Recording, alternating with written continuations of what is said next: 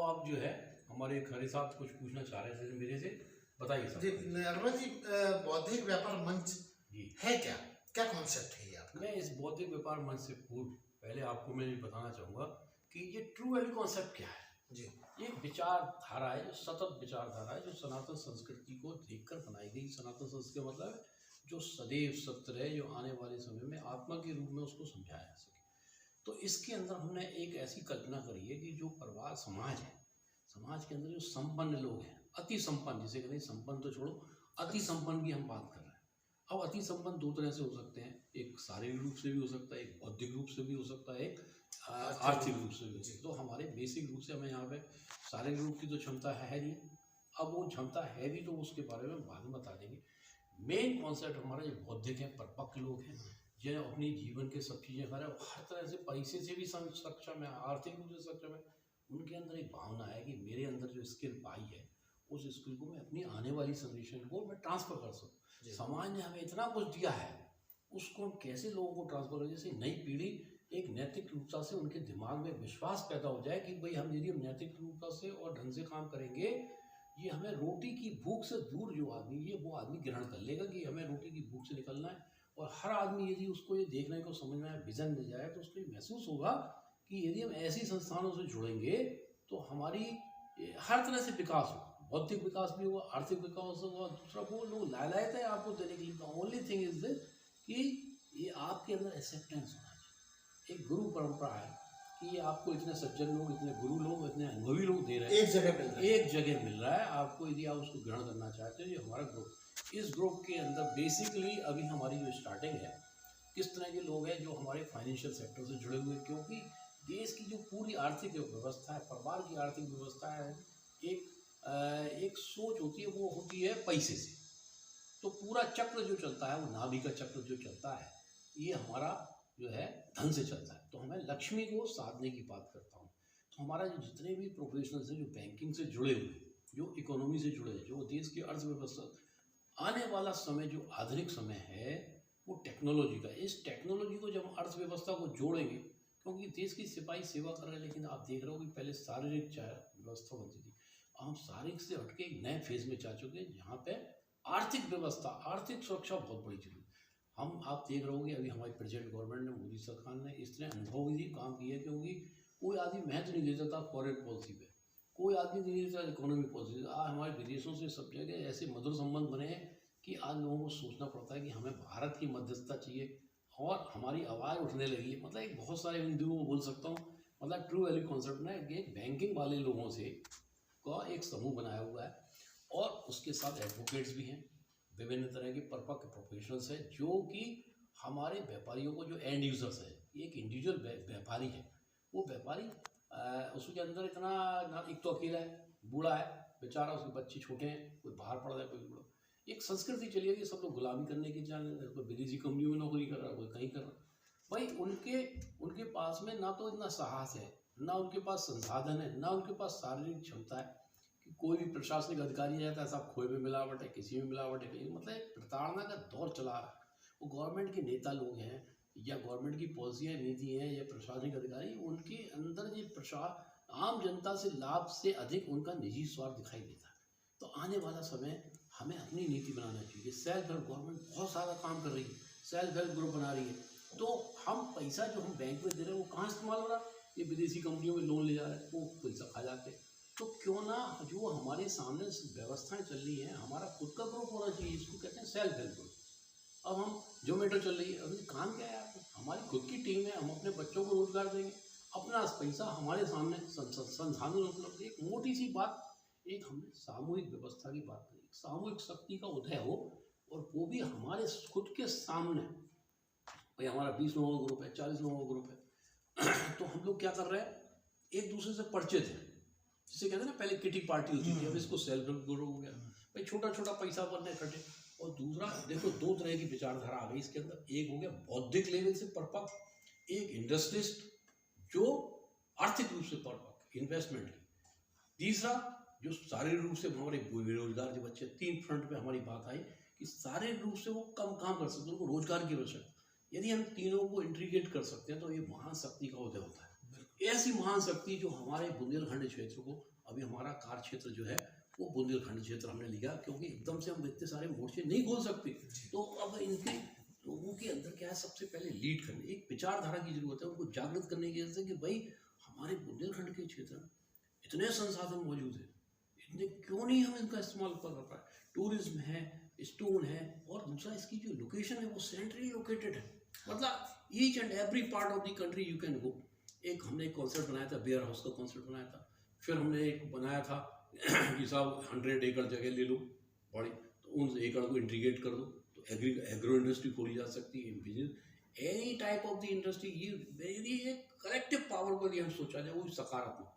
दूसरा, इसके अंदर जो हमारे समूह है उसके अंदर उनके शेयर्स होंगे, एक हमने योजना बनाई है, शेयर्स होंगे। यदि आप इन्वेस्टमेंट करते हो तो कल के दिन बूढ़ा व्यक्ति है, मैं भी बूढ़ा हूँ, मैंने अपना पैसा लगाया, कुछ छोटा सा लगा के सुरक्षित हो गया, तो मैंने उसने अपनी जगह पे, एग्रीकल्चर जगह पे कहीं पे, तो उनको वहीं पे मंदिर है, वहीं सेवा है। तो हमारे बहुत सारे लोग हैं, एक साथ तो सब लोग आएंगे नहीं, कल के दिन मैं बीमार पड़ूंगा तो उनको जो खाना पीना हेल्थ वगैरह, बच्चा आए या ना आए, वो सब चीज़ें मुहैया उपलब्ध हो जाएंगी, उनको इतना जिंदगी खाना पीना सब चीज़ हो जाएगी, उनको क्या करना है इस आधुनिक ज़माने में रहने की। तो ऐसी अनेक योजनाएं हैं, तमाम योजनाएं। जैसे कोविड का हमने समय देखा, हम लोगों ने जिस तरह से भय का वातावरण से निकले, ऐसी तमाम योजनाओं ने दूसरा अनेक चीज़ों को एक विजन दिया कि एक सामूहिक शक्ति, एक सनातन संस्कृति जो नैतिकता पर आधारित हो, और हमारे घर में एक शुद्ध भोजन प्राप्त हो सके। भाई हमारे इतने एकड़ की जगह है, एक सामूहिक शक्ति का मैं एक एग्जाम्पल दे रहा हूँ। और इसके अब मैंने इसके लिए एक व्यवस्था बनाई कि इंडस्ट्रीज जितने बड़े होते हैं उनका, भाई वो सबके अपने अपने समाज के अंदर सब लोगों के अपने अपने काम है। बौद्धिक क्षमता वाला है वो अपना काम कर रहा है, प्रोफेशनल अपना काम कर रहा है, वकील अपना काम कर रहा है, सब कर रहा है। इसी तरह से इंडस्ट्री भी अपना काम कर रहा है।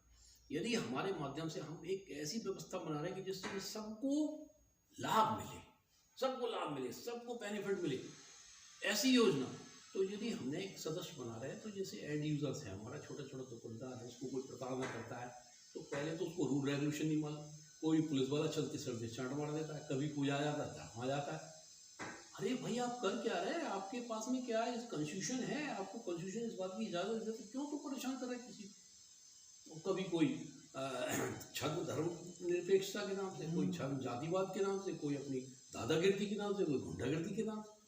तो आज हम लोगों का एक प्लेटफॉर्म पड़ा जो पूरी तरह से शारीरिक मानसिक बौद्धिक सब तरह से उसकी सुरक्षा करेगा यदि वो हमारा सदस्य हो।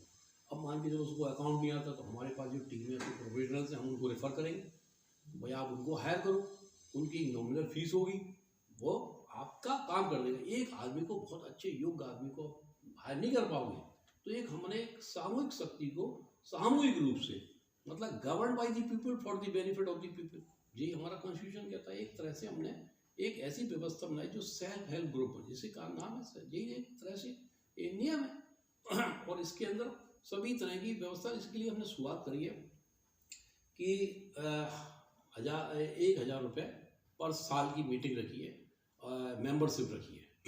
और पहली बार शुरुआत करेंगे वो 2,100 रुपये से स्टार्ट करेंगे। उस 2,100 रुपये का कारण है कि आपको हमारे यहाँ की जो प्रोफेशनल्स की टीम है, क्योंकि हमने इसको सस्टेनेबल मोड में बनाया है।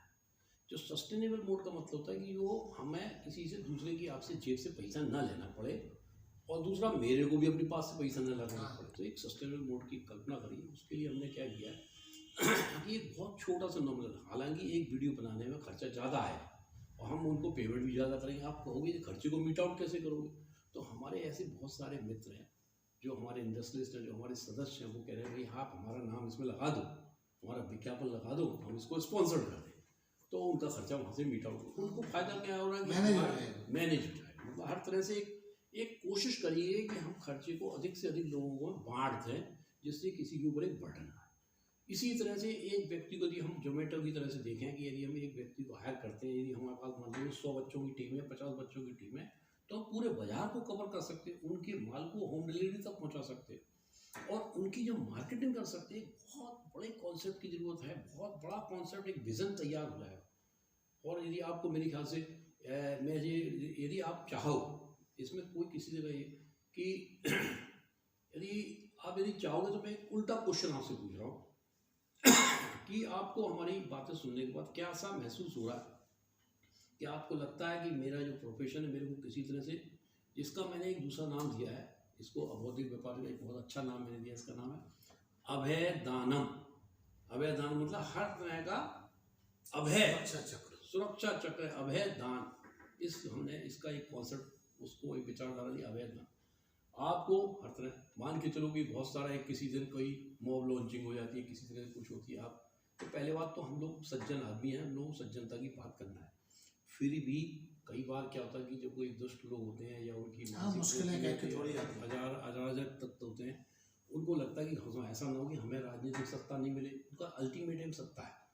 तो उनके लिए भी हमारे पास ये है कि जब वो देखता है कि इतने लोग समूह जुड़ा हुआ है, वो इस समूह का हम कुछ बिगाड़ नहीं सकते हैं, तो वो भी उसकी जो अंदर जो पैश्विक शक्ति होती है, राक्षसी शक्ति होती है, वो जागृत नहीं होती, क्योंकि बह के हमारे भूत भागता है आदमी।